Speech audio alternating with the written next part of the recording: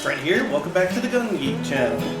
Soon to be something else. When you decide what my channel is going to be called, I need y'all to enter my contest, give me some suggestions, and for your effort, the winner will get a really cool gift. I will provide the link below. In this episode, I will be reviewing the Spyderco Delica. This particular model is the stainless steel. It's a Delica for stainless steel C11. The blade length is 2 7/8 inches long, and it has a smooth stainless steel blade. And you may ask yourself, why would I want a smooth, non-textured blade? Well, it provides an outstanding engraving surface. Anyway, I'm going to go ahead and open this package utilizing my Kershaw Storm 2. I really am a big fan of Kershaw, and I'm going to try to do this without any incident, unlike my last review. However, if I do manage to cut a finger off or provide some blood loss for you, I will be happy to include it in my video. It seems like everybody's happy to learn from my mistakes. So let's go ahead and remove this, and there it is. What a beautiful knife. And here it is compared to the Kershaw Storm, so you have a good reference. I'm going to sort of use this as my reference knife, not because I love it or whatever, just something to compare. So overall, the length looks like about the same, even though the blade is shorter. Now, the first thing that is just pops out at you is that hole that for your thumb to help deploy the blade, which is like all Spydercos or most Spydercos. Now, to fold this, it doesn't have your normal frame lock. It has, what do you call this? For the love of Pete, this little spine lock here. I'll remember what it is eventually, but you press that in and it folds. I'm not a huge fan of that, but it is a very strong lock in that design. And I'll tell you, when I closed it, the blade was so smooth. That's a very smooth mechanism. Very nicely done. Let's go ahead. Let's see if I can pop that out quick. Almost. Let's see. Let's try that again. It's gonna figure out where to get my grip on this. Come on, you could do it. Well, it's gonna need a little breaking in. It's brand new out of the package. The steel is VG10, and you know what? This has a little bit of coating. Let's remove that. Look at that. Came with some plastic on there to try to keep it pretty.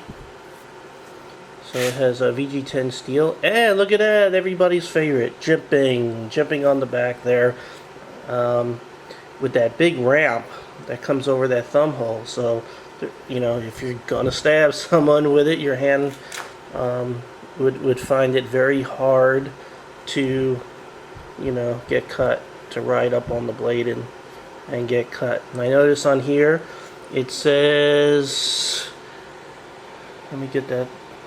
Japan. Siki City, Japan. Is that right? You can correct me if I'm wrong. So it's made in Japan. You don't see too many things made in Japan anymore. Almost everything went to China or Malaysia. Very nice clip.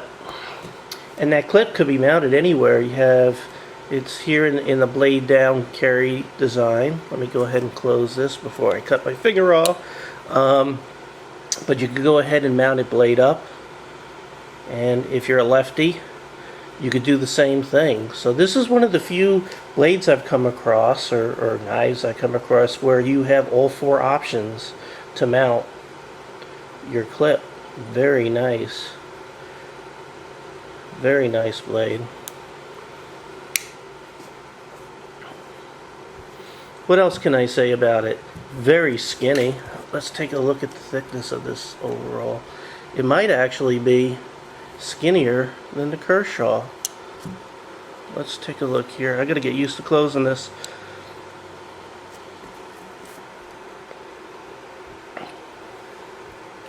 Wow, it's actually a little bit skinnier.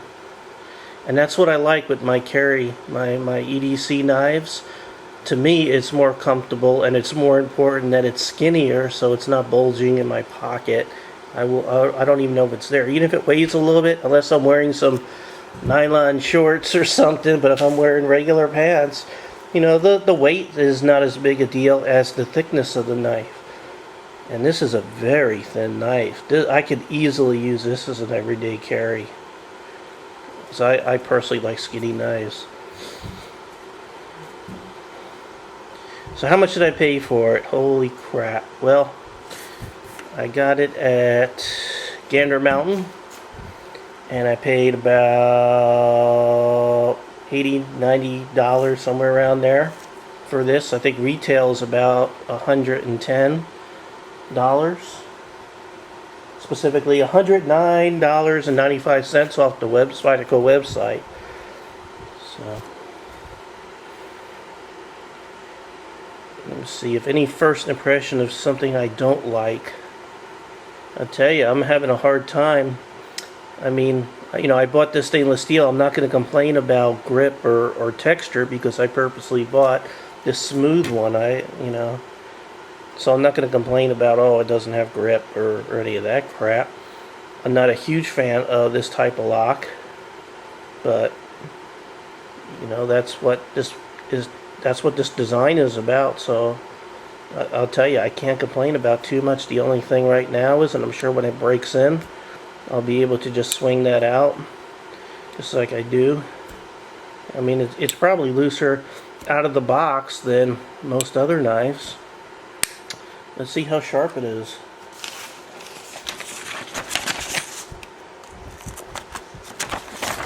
You know, it's so humid here, it's almost not fair. Wow, look at that. That's freaking incredible. And it's sort of moist, the paper. I bet it's not even as sharp as my Kershaw.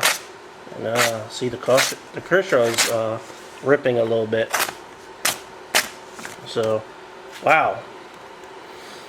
I mean, I use this every day, so it's dull. But out of the box, razor sharp. Very impressed. Well, this concludes my review of the Spyderco. I forgot what the hell it is. The Spyderco Delica stainless steel model. I recommend it.